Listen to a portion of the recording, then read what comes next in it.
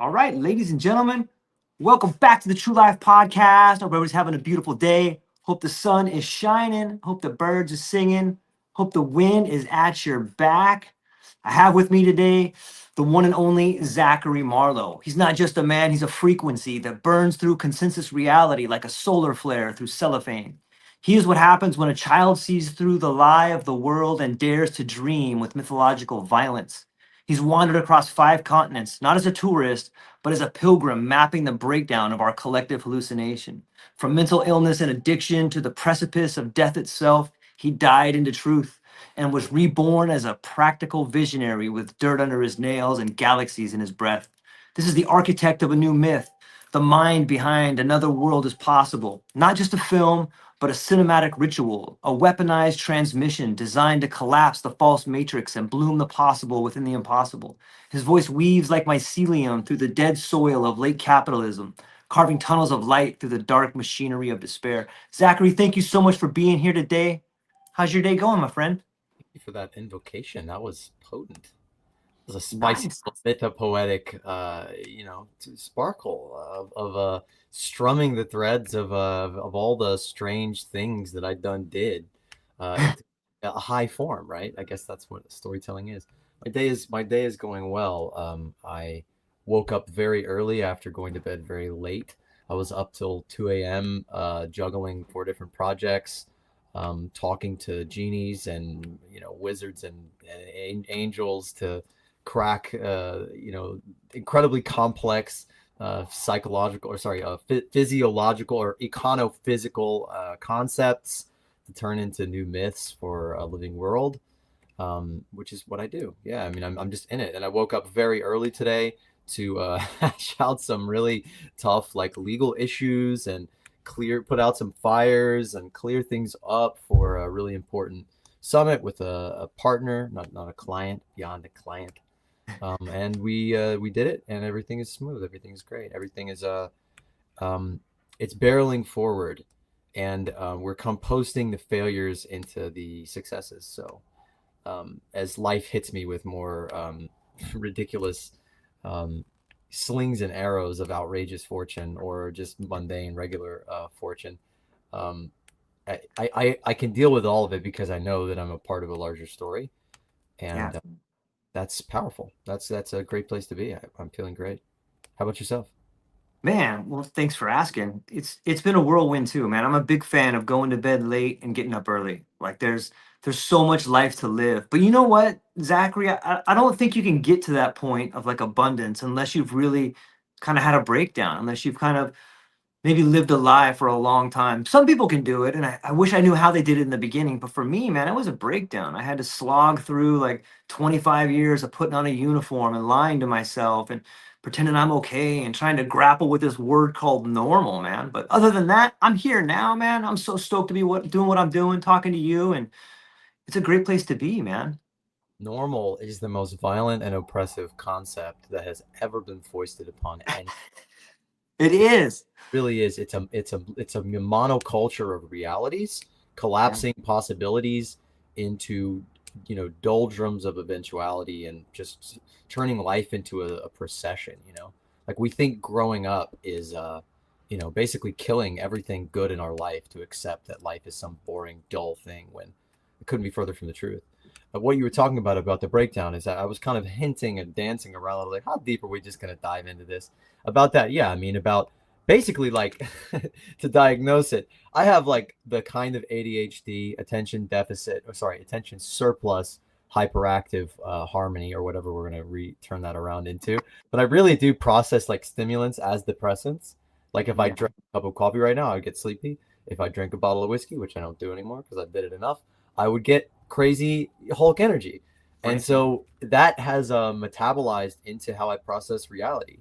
And that really is the heart of being a storyteller, is to process curses as blessings and to see those obstacles as character development and to actually kind of develop over a period a sort of a hunger, a sort of chivalrous quest to go out in search of problems, big problems, not problems in myself. My breakdown was, as I'm sure yours was too, is like the internalization of that story that we're all Yeah. going through this big fucking kill the world story, where we're being taught, but through normative values to destroy the world. And basically we're acting suicidal, where we are the earth and we're destroying it. We're, of course, internalizing that and thinking that we're the problem, and becoming that story. Just the first, really one of the first things I have to pluck out of people when we're learning to tell their stories or telling a new story is that you're talking about a problem in the world that is in us too, because we are the systems. And so, yeah, breakdown is breakthrough, and you can't break through if you don't break down. So that's like the essential alchemy of story, is taking those bad things. If you just think about any story you've ever seen, any good movie, like The Empire Strikes Back, that's the best Star Wars movie. I think all critics agree. And it's the one where like dude loses his hand and he's like screaming at his father, and like the homie gets encased in carbonite. Like everything bad happens. And that's what makes for a good story, because you put those characters through those horrible things, like thinking about Kurt Vonnegut creating his little worlds, Yeah. putting characters through these horrible situations that they learn from them. And the problem in our world today is that we're not learning from them, because we're just seeing them as a bunch of events. And in the same way, we're seeing our successes as disconnected events, as objects, as products. And systems thinking, we talk about, the importance of relationships over objects. Like there is no object. There is Yeah. no single particle. It's all connected. It's all an interconnected sort of waveform. And so the story is putting all those points into their proper flow so that they actually become a continuum, a process, something living, not something dead. I'm rambling, but we're podcasting. Sorry, it's my it's my happy place in a way. Yeah, that's not rambling at all, man. I think you're setting the scene for what's happening, which leads me to some deeper questions. When we start thinking about the hero's journey, whether it's Empire Strikes Back or Frodo or Tolkien or whatever hero's journey, you want to look back at some of the monomyths, like it's all right there. It seems like it's always been going on, and at least we're just kind of becoming aware of it. Like it seems like we have this giant meta crisis, but is it really? And that is a thing. Like there's so much going on, but is it really a crisis, or is it like a rebirth? It kind of seems to me, talking to you, like the films you've been making, and a lot of other people I've been speaking to, it seems like the world's looking for new heroes. Like it's constantly looking for people to rise above and conquer this story. Is this like an ongoing story that's always been happening, or you think that this is just some pivotal point that we're at now? I think we're remembering that I love that. there Remember. aren't there aren't heroes outside of us, so we're looking in the wrong directions. Okay. We're not looking here. We're not looking to our left and to our right, to the people around us to become heroes. We have this mono myth, which love Joseph Campbell, totally, Yeah, me too. bro. But I'm here to break monoculture. Okay, And good. mono myth is an expression of that in a way, or it's at least been interpreted that way. I think it had beautiful intentions. Like reading A Hero with a Thousand Faces literally like cracked me open and was like, oh shit, I'm a story. I'm every story. All the gods, all the monsters are within me. Like, and it literally like sent me on a quest to like look at my life from above and be like, oh, this is a story, and I'm gonna construct it as such. And so that I did see myself as that hero. And I remember trying to explain that to a friend. Like I went on this literal like cross country journey on foot, breakdown into mental institution, complete breakdown, self-destruction, internalization of the world story, culminating in sort of lusting after the American mythological symbol of the gun to end it all in some mythopoetic, tragic, masturbatory act. And I didn't. I failed at failure. And so I flew out the other side and was sort of centrifugally shot into the real world, into true life, into something true, not something false, to wander and go on an adventure and really be stripped away of all my weapons and all money and all possessions and all identity, and just travel the world and find who I really am, is that rite of passage that has been so sort of tragically stripped from us. Yeah. It is such a profound loss that we've lost that. And I was trying to communicate that journey to a friend, because I was trying to evangelize people to that, like, yo, your life is a story and you just go out there and do it, and you don't need money, and you've got to, and he was like, oh, that's bourgeois, indulgent, Ayn Rand individualism.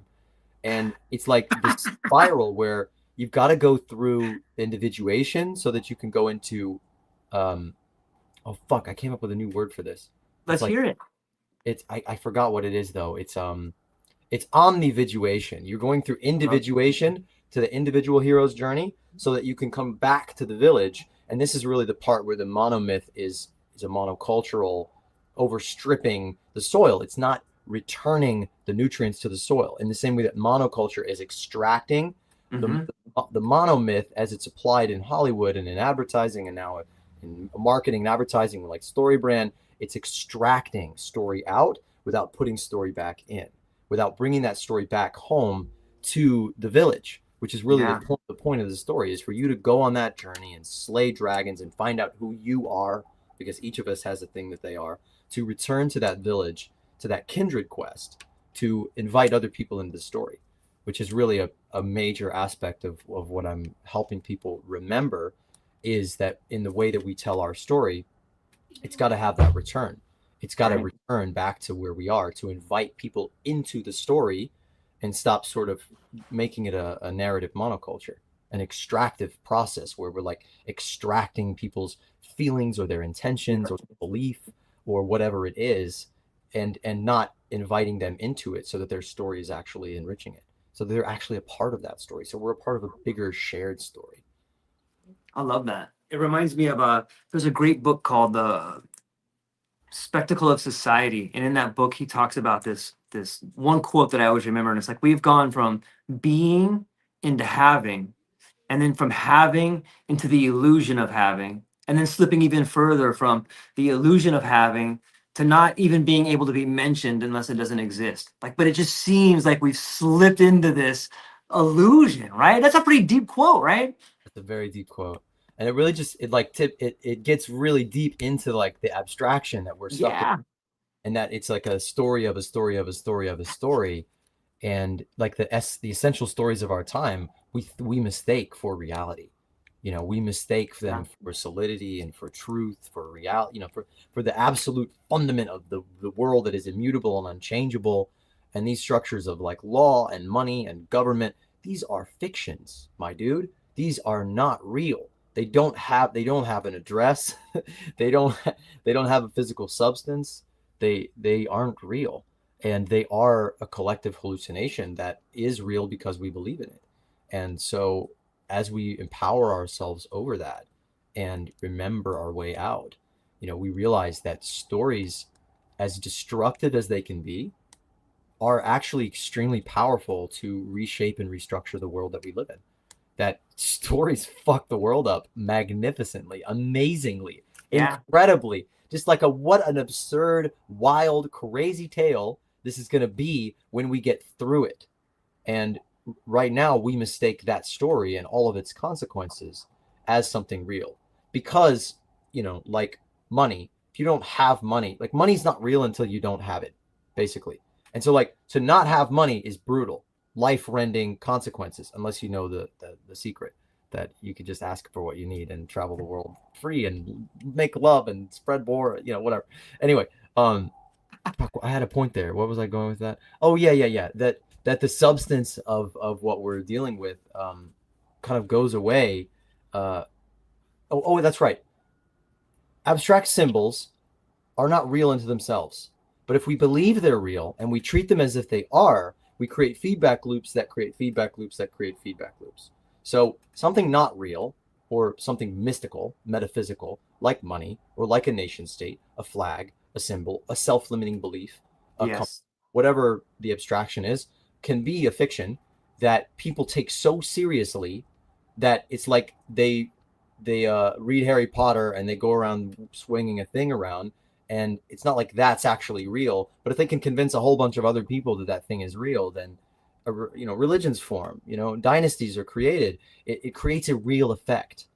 And so it's like trauma. When you go through a trauma, you know, it's like you're not being abused right now anymore, but in your mind you are, and your body and your conscious field, your heuristics, like what you're looking for, how you're treating yourself, makes that thing real, and then seeks things outside of you to make it real. And so that's a long, convoluted way of saying stories make the world, and stories have broken the world. And what did we say about breakthrough?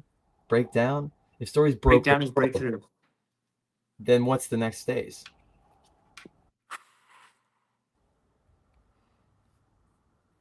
Yeah. I think of it like this, like your reality is reality, even though it's not reality in actuality. When you start believing that, when you start believing that deep, you start living that life. And like this is you had mentioned earlier that you're creating new words, not only with new films, but new words. And like I think that we are desperately in need of new words in order for people to have new linguistic pathways to see the world. I'm curious, Zach, like how do you translate all of this into filmmaking though? I think we're at a precipice, a time for new stories to be digested and lived and actualized. How do you do that through film though? It seems like the old world of Hollywood is broken down and just disintegrated into these silly Marvel comics, but you're creating real films out there that show real world people doing real life things. How do you translate that vision into reality through film? Well, actually, there's a big stutter in that story, in that I have a huge bottleneck in my ability to do that. That I've found the stories and I've been accumulating them and hoarding them like a good little Like a bank, good dragon? stacking them up, yeah, in my cavern of stories from all over the world that I can't get out because I don't have the resources, the infrastructure, the connection, the distribution to be able to edit them all into the epic, um, you know, invocations of this new world that I've been creating for the last 5 years out of 10 years out of more. And so I've basically had to pivot wildly in my story into creating a whole company and then creating a whole new storytelling framework, a whole new way of telling stories, which I think is ultimately a really interesting pivot and is all a part of the story. That I started out telling this story about how money was destroying the world and threw myself into it and traveled all over the world in search of this and crowdfunded the whole thing. And just went on this amazing adventure and in a truly gonzo way became part of the story. And through like this quantum weirdness, like I had ideas in my brain of the world that could be, and I looked for them and I found them and I filmed them. And when I show them to you, in a few years or in a year, hopefully, when we can get it all funded and brought together and it's a part of a larger ecosystem, and the whole film itself is like this massive onboarding into the actual process that we are building to take all these ideas about a new economy and a new world and new practices and you know that which is possible, to actually embed it into the design and structure of a new economic paradigm and a platform and companies and federations that are taking all the things that we've learned and actually building them and doing them as a kind of new grammar of the possible, in the space of companies and structures and legal forms and commerce and all of these structures that are so deeply corrupted into the capitalist structures of mega corporations and zero sum competition and extractive everything and monocultural whatever, to really invert all that. And to get that story out to you, I have to finish the story, which is to really come full circle in my own quest, which I thought I started that story at the end of the quest, but no, of course not. I had no idea. I mean, and to throw yourself into a journey like that, you're going to come out changed, and that's like, again, like in the storytelling work that I do with people, it's like, I have to warn them, like, you're going to change. Like, if you want to change your story, you're going to change everything. You have to change your world. You have to change who you are. You have to update your operating system and you can rewrite the future. Like you can create a vision of a new world, beyond the current economic paradigm and go out and find pieces of it all over the world and see that it's actually real. But for me to realize that, I have to fully, completely mature myself and take on the structures and the dragons that I fought before. Like Campbell said, the cave you fear to enter has the treasure that you seek. Yeah. And for me, that was like, business and career and money and all these things that I now, with the love of my beautiful wife, my treasure, on that quest, my great boon, have been able to accomplish and overcome and realize they're just shadows and that they're all changeable. They're just stories. Yeah. That was a rambling thing, but yeah, basically in a nutshell, the filmmaking is kind of paused. I'm working to do that more in a professional capacity, to shoot beautiful, authentic, truthful brand stories for people, and to basically take people through a much larger storytelling process to get to what is the story before we go into telling it. And I'm sure we'll explore that later. But too many little gold nuggets for you there to dig through. You gotta Gotta bring you back into the conversation. Sorry, I'm going off on tangents here. Man, it's perfect. I love the story aspect of this, and I think it's essential for people to understand who you are and what you're doing. I want to jump in. I got a few questions stacking up in the chat over here. This one comes to us from Ranga. Ranga from Canada, what's up, buddy? I got to talk to you, Ranga. Reach back out to me. He says, is the meta crisis a spiritual ailment masked as a political and ecological one? What do you think? I think it's all of them above. I think that for me, the spiritual component was big. And I think that you can't really have um, political or ecological transmutation without the spiritual aspect of it. I think especially in the Western world, we've gotten away from spirituality. Like you can't even say God, and it's so charged with these words, and people are like, "You're a Christian, you're a Catholic, you're a Muslim, you're a Jew." Like, wait a minute, aren't we talking about the idea that we are all part of something bigger than us? And I think it's on some level that's been shoved down our throat to divide us. But I think that the spiritual component, Ranga, for me, has to be in alignment. And I think that that's what's going on here. Talking to Zachary, talking to so many cool people, I'm getting to see the bigger picture that we are all aligned. The things that you see in other people that you don't like are things you don't like about yourself. The things you see in people that you do like, those are things you like about yourself. And when you can see other people like that, you can get a real glimpse of who you are. So for me, the spiritual component is the foundation of the meta crisis. I think all the other things start to show themselves, that the answers are revealed to you when you come into a spiritual alignment. That's my take. I deal a lot in psychedelics, man, and I love them. And for me, the spiritual component is the foundation of the meta crisis. So what are your thoughts on that? Yeah, I used to deal psychedelics. I was an absolutely piss poor, terrible businessman. I couldn't make money. It's hard to sell them, man. Give that stuff away. I had this gigantic bag that I mailed myself of like the most gorgeous weed you've ever seen in your life. It was all Yes. tops. It was like giant purple Christmas trees, like literally this big each. I couldn't fucking sell it. But yeah, I want to say that it is ultimately a spiritual thing, because spirituality, I think, is all about interconnectedness. I love And it. when you peel apart every different really spiritual tradition, that's kind of what you get to inside of it, is that there's interconnectedness, and these gods are basically ideas that people believe in. The more people believe in them, the more people believe in them, the more people believe in them, the more people believe in them, Yeah. etc.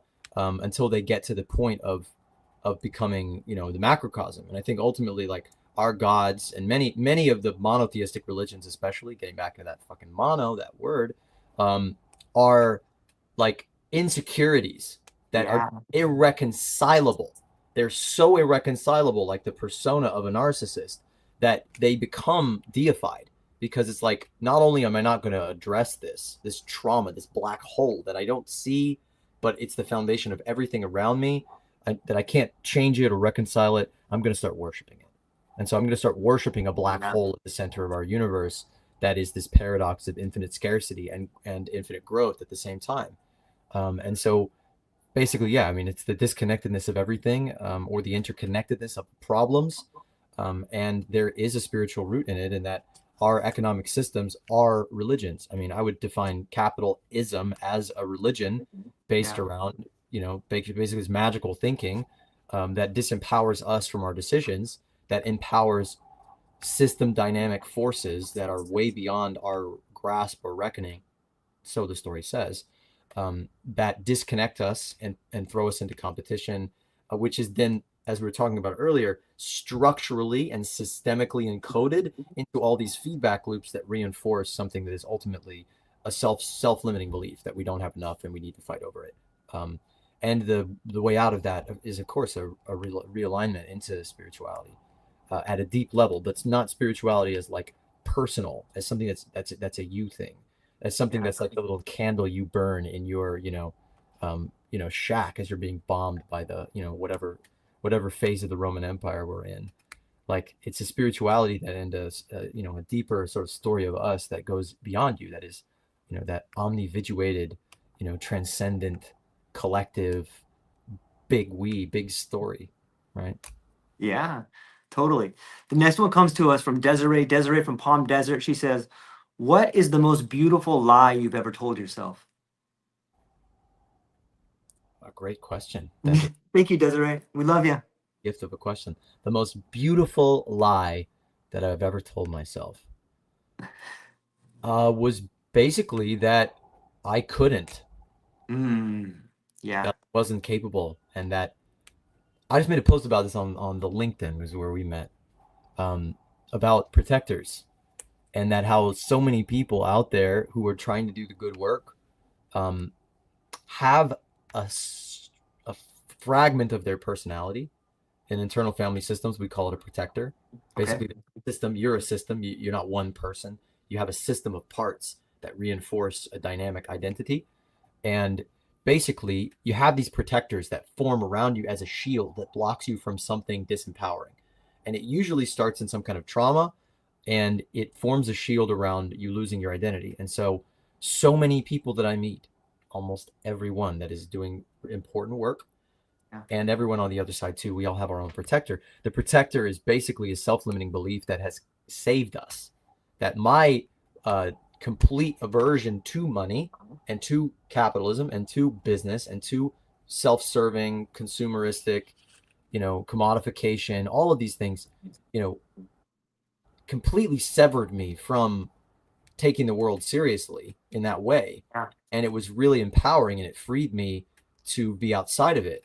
But I reached a threshold very recently, 6 months ago, that it was like, okay, this is a story that actually got me here, in the way that all the stories we're talking about here, all the self-limiting beliefs, the macrocosmic, systemic, Yeah. religious Yeah. delusions that are so glittering and perfect and false, um, need to be outgrown, because like they served a purpose. They gave us our beautiful breakthrough, our breakdown into breakthrough, and yet that story that I couldn't pay rent, for example, I couldn't afford this, or I'm not good with money, or I can't do that, and it's like I took acid. I talked to money, and I was like, bro, as an illusionist, game recognizes game. You did an amazing job at whatever you were trying to do. And now your story is going to kill all of us. You're going to kill your own host. And so you need to work with us. And we need to become business partners and change what you are on a fundamental level, and change the world. And so that really shifted me pretty quickly into like a place where I'm coaching people on how to break their own self-limiting beliefs with money. And I'm like telling economists that have been broke for 50 years, like, now is your time to ask for 100 mil and stand up on the trash can and be like, yo, civilization is collapsing and I have the answers. And I'm not asking for the money for me. I'm asking for the money for you, And so it's a very interesting thing. Money. It's a weird story. It's quite a weird belief, but that was a beautiful lie that gave me such wonderful insight and adventure, that had to go. I had to outgrow it, but it's still there in me. It's still a part of the spiral of stories that makes me up. It's still a part, and yet I'm telling a new story. Yeah. Yeah. Doing Getting to speak to so many cool people in podcasts, I have learned, and I've sort of taken on this role with my relationship with money and currency, is like relationships are the real currency. Relationships, the ones in your life, the people closest to you, the people you meet on a podcast, the people you meet in the street, the people you meet at the store, like the relationships are the real currency. And those relationships are what bear fruit later in life, because you never know who you're going to meet, or you never know how your kind words could impact somebody else, and how those kind words can come back to you in the form of money or energy on some level. But what are your thoughts on relationships being the true currency? Oh, absolutely. Yeah, I mean, like, I lived on relationships. For that whole time, I didn't use money. Well, I mean, I used it. Of course, Right. I used money to like go to stores and stuff, but I didn't seek it. I didn't ask for it. Well, I did when I didn't ask for money. I asked for the needs that I had. I spoke my needs into the world, and I lived on relationships, and I traveled the whole world on that. And so that was my currency. Stories were my currency. Relationships were my currency. And they still are. They're underneath everything. They're above all. And yeah, when we get back into that, we realize that the relationship is a sort of current that carries the resources and energy into our lives, and we're looking for the money rather than thinking about that relationship. That's the current that's going to keep bringing it there for fucking ever, for as long as the relationship functions. And so thinking about that beyond just like an individual, like me to you, to like, Yeah. asking for the support my Patreon and whatever, um, it's these relationships that, we're working to realize systemically.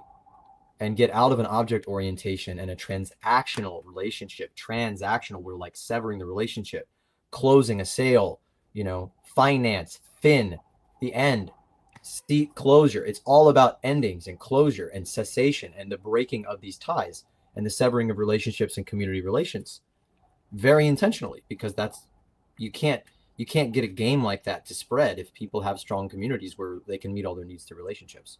And so we're Yeah. getting into that in an organizational capacity to actually federate organizations together and create these flows of relationship that basically sustain us on a way deeper level, way beyond just money.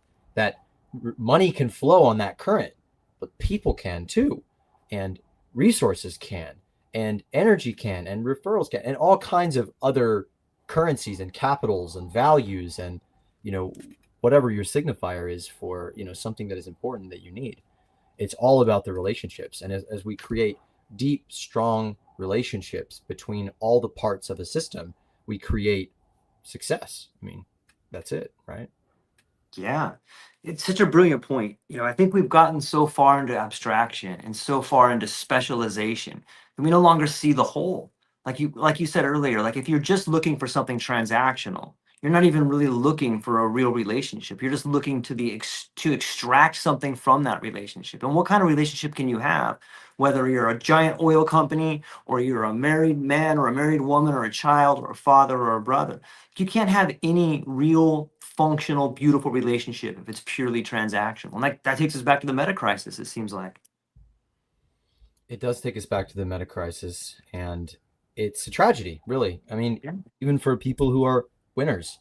I mean, like, how many rich and successful people have I met along the way that are completely lonely? Like, I got a great little clip of Yeah. Brian Robertson, who created the holacracy system, and he's talking about how the CEO is the loneliest person in an organization. Statistically, they are the loneliest person, even though everyone's coming to them and talking to them and asking for them, all the time.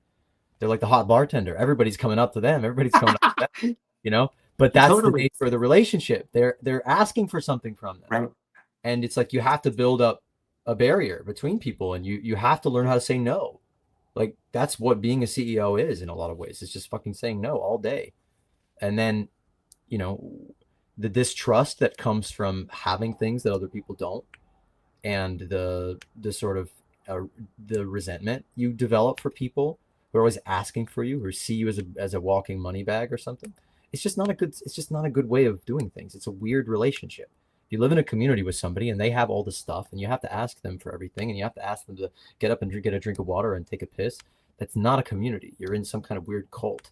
And so that's not good for anyone, and I'm really excited about how many people out there are waking up from this and realizing that that's a bad story and that we can tell a better one. Yeah, we can. It seems like it starts so young too, especially in the Western world, where like you go to like this authoritarian school, you got to ask for a hall pass, ask to go to the bathroom, you're sitting down, they're standing up. What is your take on the future of education, Zachary? Like, it seems like it starts so young. Is education something we should start earlier and getting people to Glad move you to asked, that? because I have a highly specific answer to this that I'm Okay. developing with like some of the best professors in the world who are all totally Yes. disillusioned from the university system. Right. Education is busted. Education was, for me, one of the most violent things that I experienced as a child. And Whoa. there's a great Gabor Mate quote where he's talking about ADHD, which, as I said at the beginning of this thing, was a curse, was such a problem. It made life impossible for me for so long.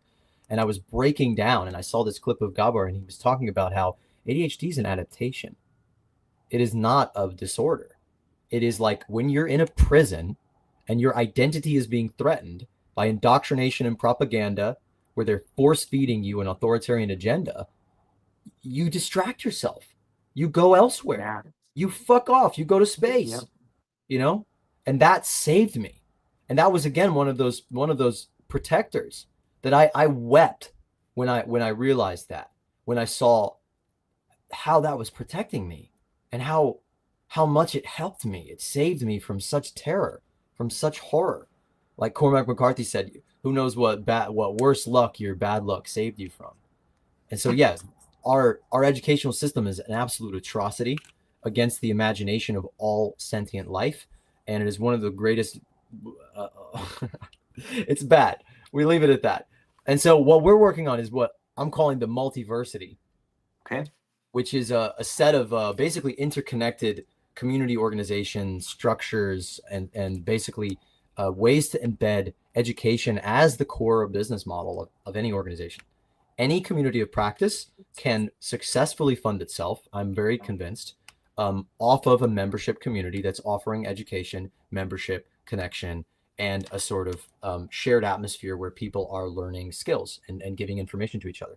And there's a sort of little mini, I won't call it a revolution, but there's Yeah. definitely a whole new thing happening with school communities and circle, and paid communities are becoming a big thing. A lot of them are just clubs; they're not really communities, but we're fixing that.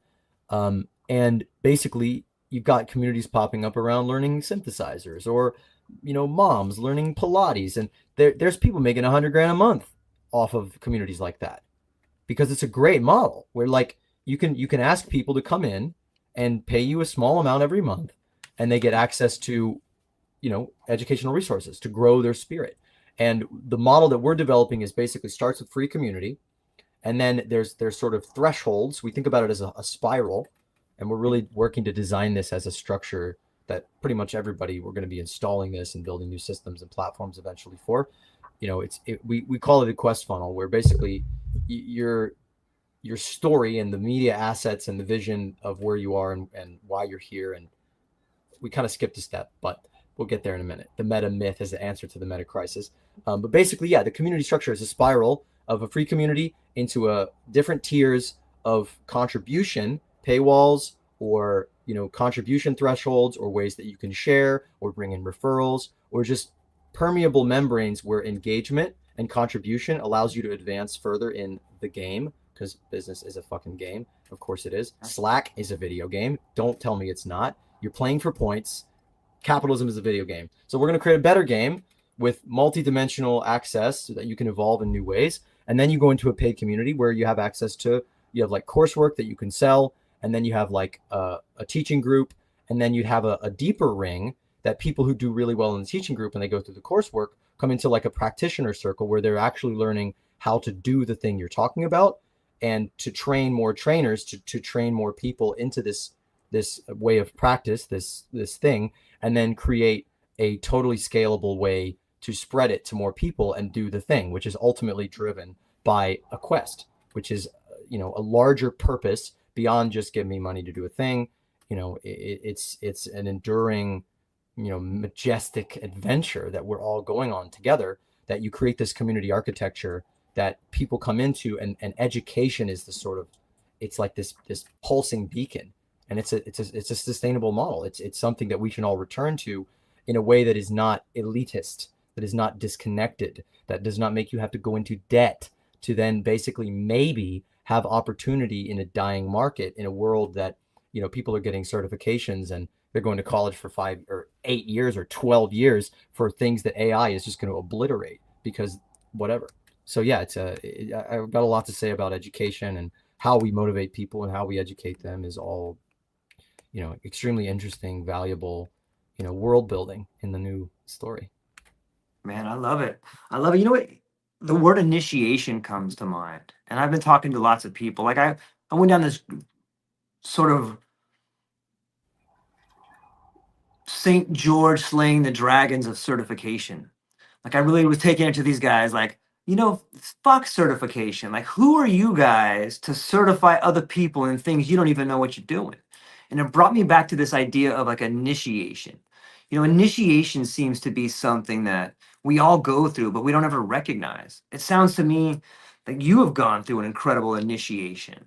But how do we bring back initiation? It sounds like that what you're talking about with education is a new form of initiation. But what comes to your mind when I say initiation? Yeah, exactly what you're saying. I mean, this is the language we're using ourselves. Right? That you're initiating people into a quest, into a higher purpose. Yeah. You're bringing them through a set of trials, and basically, this is a little superpower that if you are a purpose-driven organization or a for-purpose company, is like a model where we're actively working to develop. We're taking organizations from not purpose to purpose-driven, from profit-driven to purpose-driven. which is a really interesting alchemy in itself, because the profit actually follows the purpose. Like when I Yeah. was living completely on purpose, completely on relationships and stories, the money followed, and I had everything I needed to do what I spoke out into the world that I needed to do. But yeah, when you have a purpose, you can call people into it, and you can give them these sort of trials, which are like every organization has a bunch of little tasks that you Yep. need done that you can just distribute and put into a big pool and say, hey, try these on.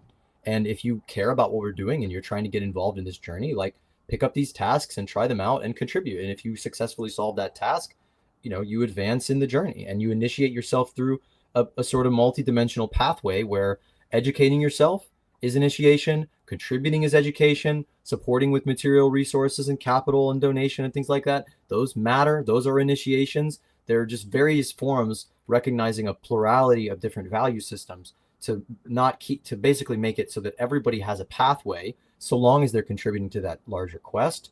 And it's creating a filter system that is effectively, a training, like an autonomous, not automated, onboarding system that initiates people into your quest to go from paying you for education and access to paying into a community to basically becoming people that are like actually showing up and contributing for the chance to get trained into helping you solve your mission.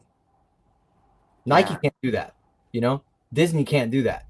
I mean, they got some crazy brain dead, brainwashed supporters who will spend all day supporting them. But like, if you have a purpose, you can call people into that, and they will initiate themselves. They'll go through this journey on their own, autonomously, as not a transaction or a wage slave or Yep. whatever, be bossed around into doing it. And it's a way of qualifying and filtering out the bullshit and attracting only those people of pure heart who have gone the distance, who have embarked on the quest and earned their way in this story that they deeply care about. Man, I love it. It also takes away that barrier, or it seems to me in the modern world, especially capitalism and just the world we live in right now, that if you have enough money, you can do it. But how many great people are fucking way more qualified to do something, but don't have the money or the certification or the education to do it? Well, I think what you're talking about sets the bar for everyone to have a shot at it too. You know what I mean by that? Like it allows everybody who's passion driven and purpose driven to become the very best at what it is they want to do without all these, fenced in gates or all these paywalls and stuff like that. If you are passionate about something, you can start rising through these communities and become the very best at it. Like, and it seems like that's been taken away from us now. And like, if you look at Disney or Nike or Bank of America or all of these giant mono companies, like we love that word mono, they have set up this gated paywall where like you can't even get in the door, man. You can't even, it doesn't matter how good you are, you can't even get in the door. But it sounds like this is something that more people can get into, regardless of what station they're at, where they're at in life, what color they are, what sex they are. All that stuff falls away, and the purpose and the passion become the catalyst for you to move forward. It's a contribution based system. I mean, it's like meritocracy sounds good on paper, but you have all these sort of systemic dynamics of like Yeah. it's cheaper to scale the bigger you get, and so you just naturally get monopolies. I mean, there's all these sort of game designs in the structure that create monopolies and that create this sort of disproportionate advantage of the sort of archetype of success to the successful, that the meritocracy is actually just bullshit, and it's really just a really brutal system. I think Warren Buffett or someone said like, the market is a brutal system that basically provides nothing for you if you can't get out there and make that money. And so yeah, we're I would say seizing a really great gap in the market that's created by the market, in the fact that most human needs are gapingly unmet, and that the Yeah. answers to those needs are actually probably in your zip code. And yet, because we're not connected, and because if you don't have the money, go fuck yourself, that's Yeah. the game. And that's the only token we're accepting, because we're running our whole value system through a slot machine set up by a sort of a mecha mechanical empire, And to ratify all of our decisions and values. We are losing out on the vast majority of real value in the world and around us. And if we can open up the possibility space of accepting and validating multiple currencies, multiple agreement systems, multiple ways of saying, I got you, you got me, multiple ways Yeah. of valuing contribution, of Yep. counting, of like creating currencies, of again counting those currents that are coming by in that beautiful lazy river that we're drifting down in our tube with our little beverage in our relationship. um that was a nice wordplay. That was beautiful, man. Yeah, it's all about that. That's what it's all about: contribution and initiation and bringing people into a quest. What about Zachary? For me, sometimes I go through these fires of like rebellion. Like I just want to burn shit down. I get so mad sometimes, but that's dangerous because, I think there's a difference between justice and revenge. And for so many people that are just kind of finding the courage to become who they are, like you come out of that fire, man, like vengeful, like fuck these guys. I'm gonna burn this whole thing down. How do we separate that? Like, how do we not get burned by the fires of revenge and try to find something that's more justice oriented? Well, I would say that that's an essential step on the journey. I mean, I think Yeah. you couldn't fight it. I think if you fight that, you just get repression. I Okay. think anger is like a really powerful power energy source, and it needs to be alchemized into what is really underneath it, which is like sadness, and you need to Yeah. Great point. meet it, and basically like really feel the shit out of that emotion and find a proper event for it. I've been there. I mean, I've been Yeah. so angry. I mean, I have so much anger inside of me for the fact that a child died of hunger in the last 5 seconds, literally, that 20,000, 30,000 kids die a day completely preventably. I am so angry at the injustice of the things that I have seen with my own eyes, of the fact that I have met people, who are beautiful human beings who are dead because they don't have paper, or the fact that, that I see such a beautiful world, and I have such a vision in my heart, and I know so clearly and can express so even eloquently how we could unfuck it, and people are so uncurious about it. They're so afraid, and that it's such a struggle to be able to just do what I know is possible and to help people and to be able to do what I do, to be able to not be able to just put this film out into the world. I have immense anger at the structure of the system, and yet that anger isn't really productive. It isn't really helping, and it's kind of burning a hole in me. And so I just don't think it's effective, ultimately. um, I can tap into that righteous anger at any moment. It is always there. It is like the flame in a hot air balloon that will shoot me up into the sky if I need it to. Yeah. And yet it needs to find its proper place. And more than anything, I'm done protesting systems, and I'm like turning around and protesting the protesters. I'm like, turn to your left, turn to your right. Like, what are you doing yelling at these systems? They're not listening to you. They don't care what you think. They love this. This is theater. And if Yeah. you're going to be theatrical, then be an actor, you know? Be Shakespearean about it. Like, I don't know. I respect it. I do. But I'm impatient with it as well. Because creation is way more destructive. If that's your goal, if you want to destroy things, if you want to break patterns, if you want to tear things apart, if you want to disrupt, then do it with creation. Ultimately, the way more powerful disruptive option is to create structures and systems, and realize that, like recently, like Okay. whole Iran bomb thing, Yeah. I just saw it as fireworks the whole time. I mean, as volatile and destructive, and everybody was like, "Oh, it's World War III." I was like, "No, it's fireworks. It's a fireworks display to basically for the empire to try to get its opponents to react violently, so that they can say, look, they're violent, and then retaliate with way more violence. While the more powerful form of violence is the system and the economic exploitation and the sanctions and the sort of invisible thing that nobody really sees, but it's like the structural violence of, heart disease and poverty and infrastructure, and, siphoning the air and water out of people's, ecosystems through money, and so it's like, if that's how they're fighting with systems, we have to fight back with systems. And we have to design intelligently, and we have to find and the others and those people that we can cry into and hug and love as fiercely or far more intently than we hate this world. Because why would we spend our one precious human life on this earth angry at a system and blaming it and giving it power over us? Fuck that. It doesn't have power over me or how I feel. We do. Oh, that's a brilliant answer, man. It's fucking beautiful. And I love the way you can pan back and look at the system. When you look at just the whole fucking war machine and the whole military industrial complex. If you just pan back and you go, oh, look, they started over here in Ukraine. Now they're moving on to phase two. If you can just see this giant system, like they're just moving through phases, colonizing and raping all the resources out of it. It blows my mind to think about that. Another issue that kind of comes up for me, Zachary, is like there's a big generational gap. When you look at, I'm almost 50 now. And when I look back where I am, like I see a lot of boomers or a lot of elder people that grew up in a different media system. Like they get their information from a total different set of media than a younger generation does. Like, how do we bridge that gap? And like, how do we get a message that resonates with everyone when we're broken up into these generational classes? Have you figured out a way to try to speak to the different generations?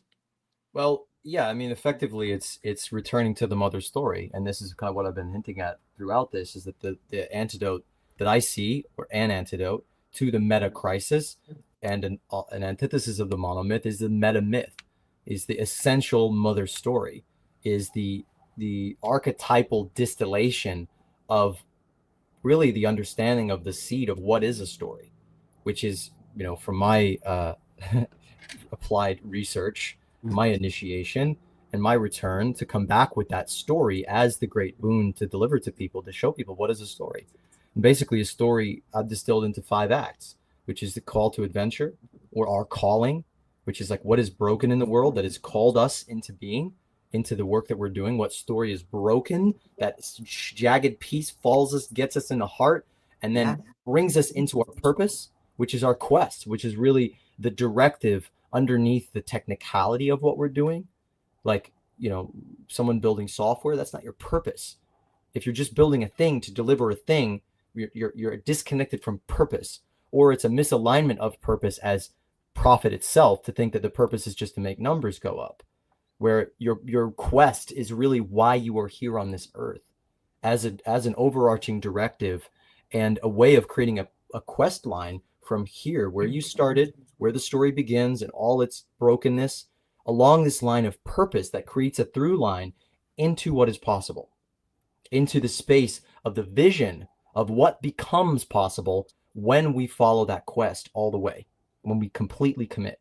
What would be possible if we did this? What would be possible if the money was gone? What would we be doing in a world beyond money even, and to create our own plot line of what we want to happen, of what needs to happen, of what the earth needs you to do, to consciously script that, to write our own story, and then bring that back down into earth in the spiral as it gets tighter into the mission, the journey to get there, the distance between here and there, where we take that quest line and we backcast through horizons of possibility and missions into the immediate mission, the immediate mile. How do we get from here to here on our way from here to here? And that becomes really down to earth. And so from there, the return, of course, the missing piece in Western storytelling, our journey as Western humanity, on our lone journey, our extended initiation in the wilderness of separation and competition and scarcity, that just needs to return. It just needs to come home and return, so that the story comes full circle and you invite the village into that quest. And you're basically creating an archetypal resonance that takes your pathway and the thing that broke your heart and brought you into your passion and invites people in with you. And so that's the essential story. And so our story, for example, is like our calling, the call to adventure, as we've meandered through in this talk, is, a broken story, that the world is destroying itself for stories, with stories. And story has been reduced to marketing and propaganda and, fake news and, all of these falsehoods and abstractions that disconnect us from who and what we really are and why we're here. And our quest is to remember story's power to change reality, to bring ourselves back into conscious authorship of the world that we live in, and to use story as our vehicle to expand what is possible, a, a global federation of stories and storytellers converging, coming together, finding the stories that matter, shining our light of consciousness on them, taking them through this multifaceted system where we're really designing a whole system to go beyond the operating system of business into a living quest with technical systems, basically taking people through a process that as they talk through their journey, we train it on an AI system that creates a custom sort of guide for them that becomes the sort of storyteller in their own dashboard that shows a legend of where they're going and takes that tool, that structure of where we are and where we'd like to be in our current mission, and the mission broken up into the engagements and trials that we're inviting people into the quest funnel that brings them into the community structure, and having this whole all built out as a system, and to create our own structure to scale this and invite people into our story to spread it and show what's possible and create feedback loops that creates a regenerative storytelling cycle. Sounds great, right? The mission to get there is to build another world as possible and to bring it into its formation and to get the resources, the people, the talent, the dreams and dreamers that we need to do that, and to find the people and stories that we are here to tell the best stories on this earth that need telling, to help those people who are trapped in a purposeless void of an old story that they need to break out of, so that we can resource ourselves or bring in the investors who are just like, fuck yeah, I want to be an investor in that story. I want to invest in a new story for all humanity. Let's do it. Let's go. Well, that was kind of into the invitation, but yeah, it's to build this company. It's to build a cooperative federation of stories and storytellers that are creating new stories that tell new stories. And the invitation, the return journey, is to invite the people in that we need, which are stories and storytellers, which are, marketers, advertisers, video makers, dreamers, wizards with SEO, community builders, platform designers, programmers, investors, money wizards, disenchanted people who, have a story to tell and want to be a part of a better story, to invite them into that journey so that we can create this whole structure and create these tool sets that we can scale it to the world. That's our jazz in a nutshell. Man, where do I sign up? I love it, man. I love it. I mean, you've already signed up. You're already in the I know. story. I love it. I know we're coming up on an hour. Do you how are you doing on time? I got some more questions that people would love to ask you, but I want to be mindful of your time. Always got to take the questions from the chat. You got it, man. Okay, you have to, man. This one comes to us from Neil. He says, what does it mean to be a practical visionary? Can utopia survive contact with reality, or must it rewire it? I don't know if I believe in utopia. Utopia means no place, which I kind of like because it's an unattainable ideal that you'll never reach. The phrase protopia is more popular these days. Okay. I think part of me is like, fucking just say it. Just call yourself a utopian, whatever. I believe a better world is possible. I believe that whatever is physically possible, like first principles, what is possible, what can we physically do, is on the table. And so being pragmatic about that means literally, how are we going to get there if we don't know where we're going and work backwards?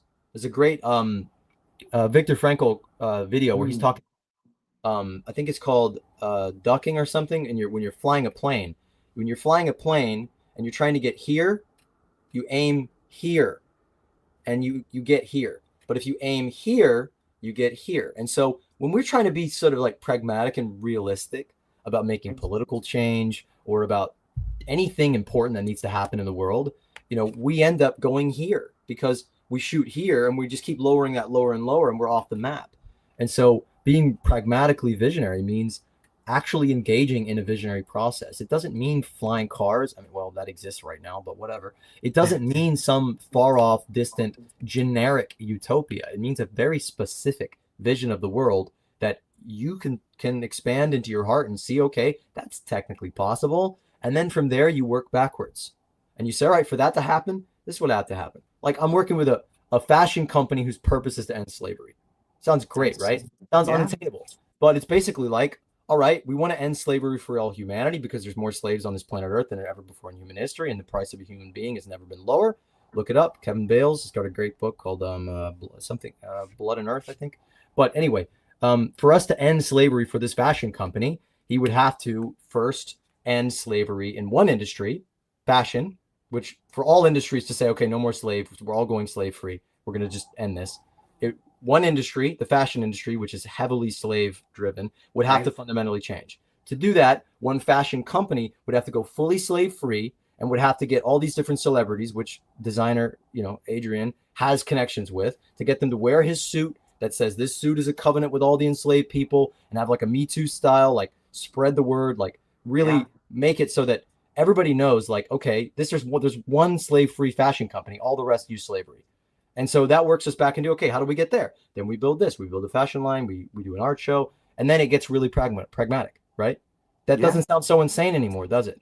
So everything in the world that has to happen for us to continue living on this earth is going to take something that a lot of people are going to tell you is unrealistic. A lot of people tell me what I just described in my little meta myth, which to me, coming from this designing whole economic systems and whole economic paradigms and flying cars and dome cities and all of that, seems so fucking practical to me. But a lot of people are like, well, why don't you just do burgers and fries? Like, just pick one thing and make a productized offer. I'm like, shut up. That's not practical. That's a highly impractical thing to do. To follow the status quo is incredibly stupid. To not have a vision is incredibly stupid in such a changing world.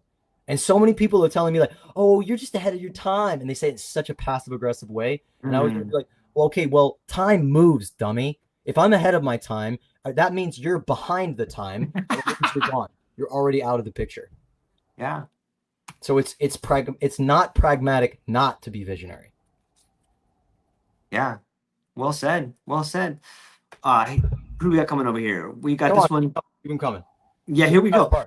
What does it mean? I'm sorry. You talk about the meta crisis as a failure of imagination. Do you think our collective dream has been hijacked? If so, by whom or what? Thank you.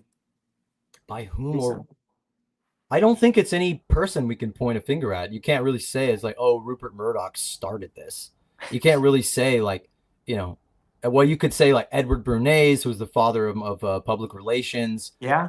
With economists like Walter Lippmann said things like, we must manufacture dissatisfaction in the consumer to create demand. Like the world was engineered by certain people, but even they came into this system with a belief set and a value system that was put into them that was normatively reinforced through this dulling of our feeling of the trauma that is underneath us, forgetting our separation, forgetting our connection, forgetting what is actually real over a really, really long time. And so I'd say it's pretty much everybody, and it starts with you.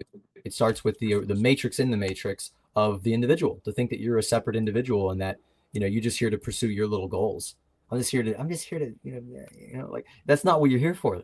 Like, that's an illusion, and that's a profound limitation on what you can do. Because even if you are the best individual in the world, richest, strongest, fastest, I met some of those people and they're insecure as fuck, and you're still just one guy.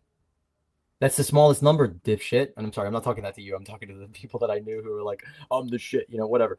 But yeah, like everybody, everyone around you is telling you a lie by telling you that a better world is impossible, or by living this world as if it's normal.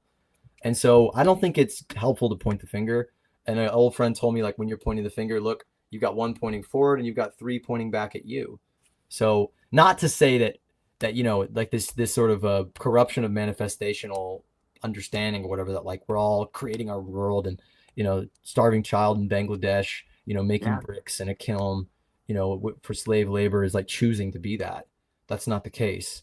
But we all have a degree of agency that expands when we question it. Basically, we are free insofar as we admit that we're not free. So as far as we accept there are forces acting upon us, shaping and changing the way that we are perceiving the world and creating that reality as if it is reality, we are not free to change that. And when we do recognize those things, then we can start to take the step back and take those layers off and start to realign ourselves into agency, into moving forward.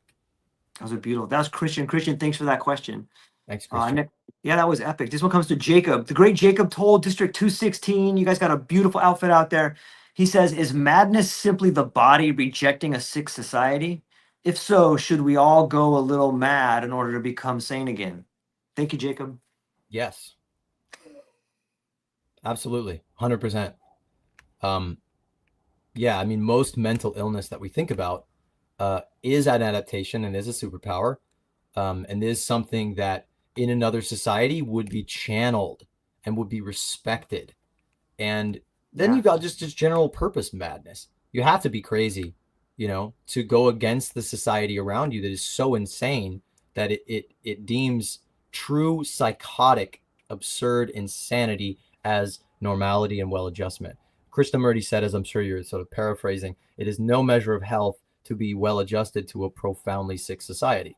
So to take your pills and get back to work is not sane. It is actually the most insane behavior imaginable. It's insane that we piss and shit in potable water. It's insane that we put, toxic chemicals in children's cereal. It's insane that we get up every day and go take orders from some little guy in a suit who's just as terrified as we are, who's taking orders from a bank probably, to go and do mundane tasks for pieces of paper. It's all insane. And so, yeah, you need to go completely ape shit. You need to go bananas.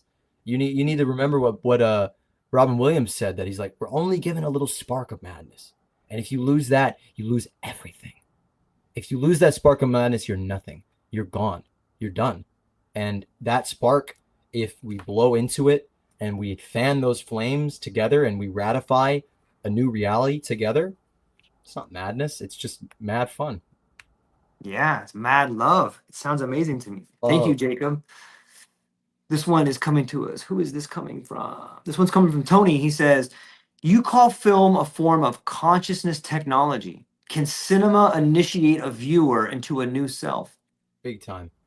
Film is one of the most powerful magical spells that humanity has ever created. It is a portal that can take you to places that you couldn't even imagine. It is an ability to guide the attention very intently with sound, with picture. Wagner called opera the total art form, and he never went to the pictures.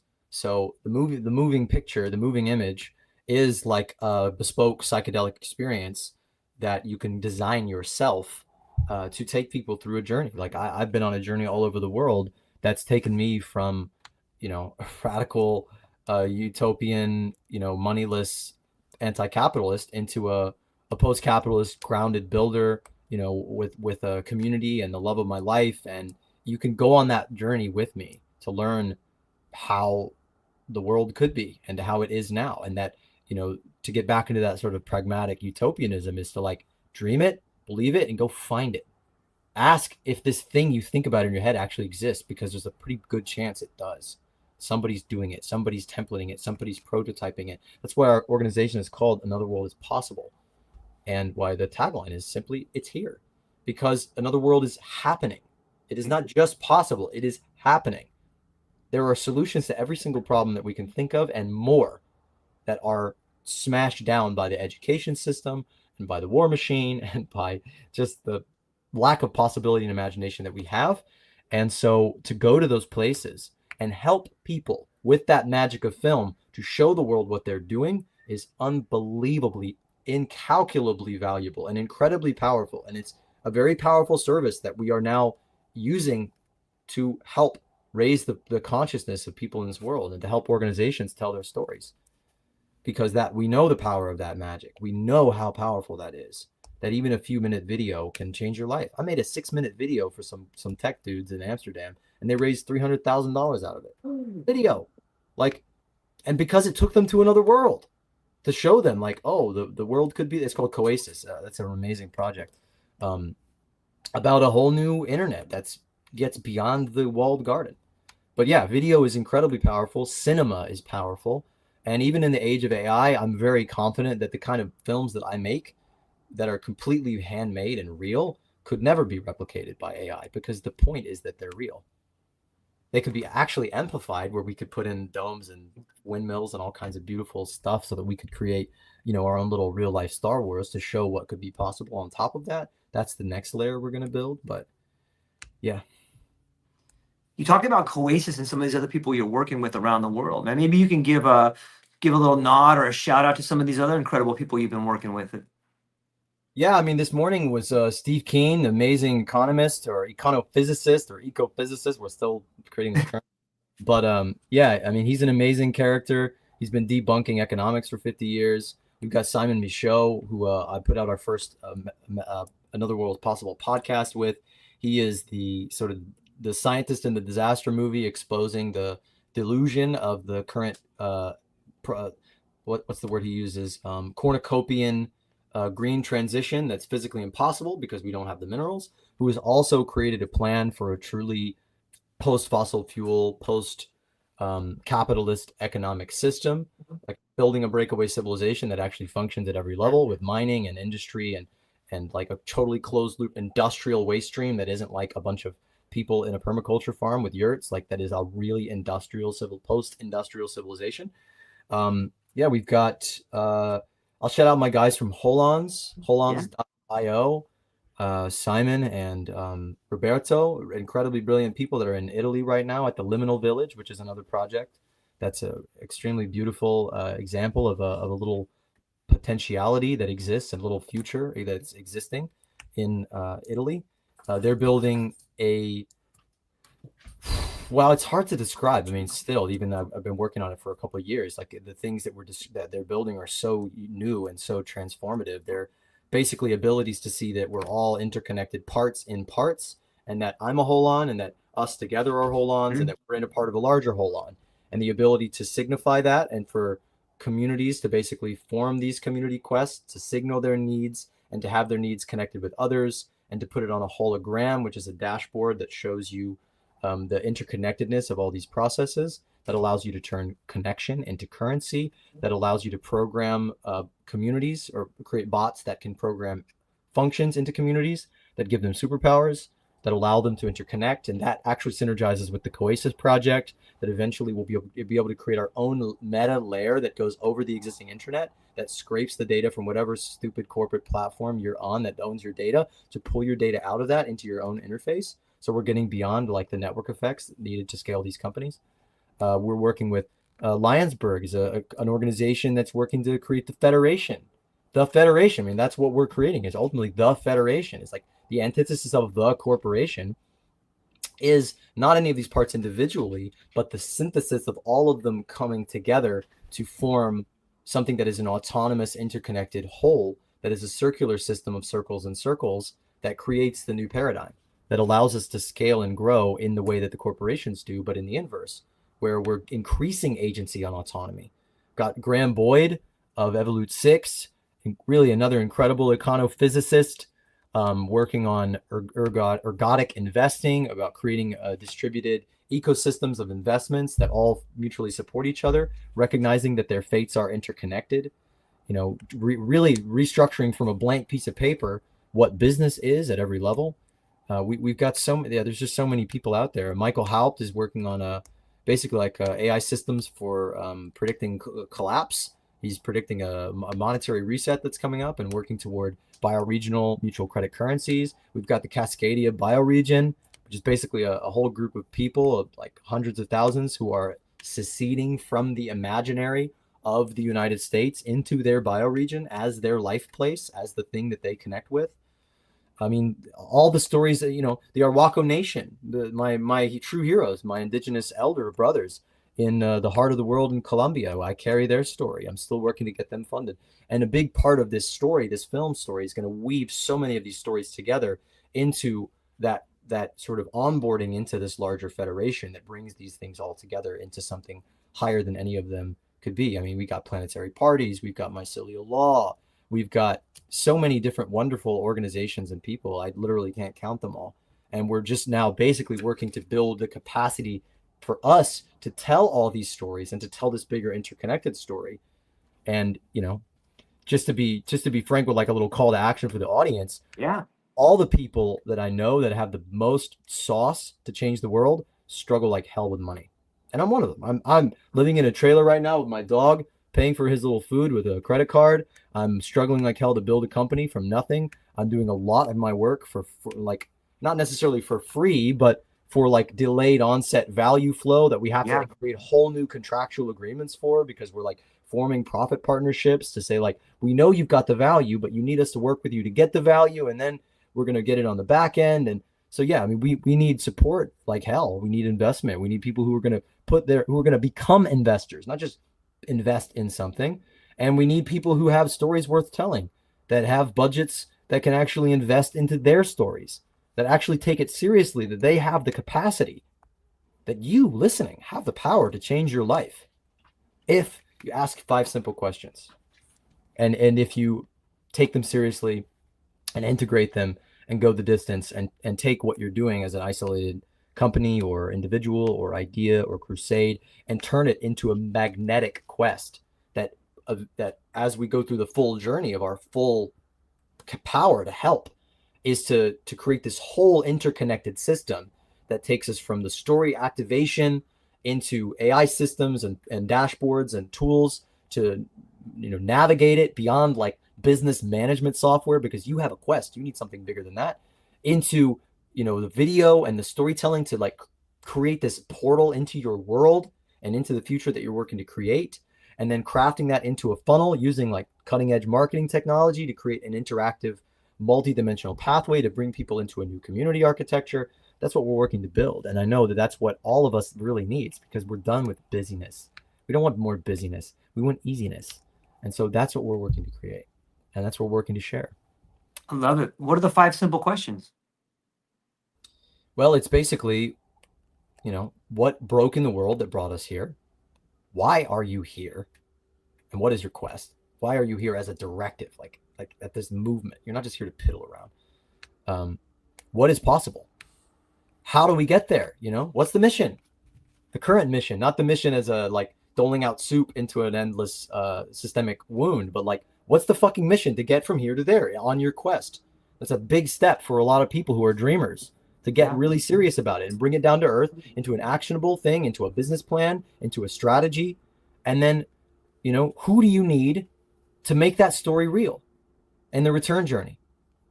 And it's very deceptively simple, but I was taking a woman through this, like an incredible person who's working on her name is Denise, and she's with Eco Thrive Housing, and they've cracked a whole new housing model that groups of people can basically come together and split a mortgage and then use some finance wizardry to get the money for that mortgage and then pay it off without it going into what Graham Boyd calls the waste disposal layer of the economy, the rent layer.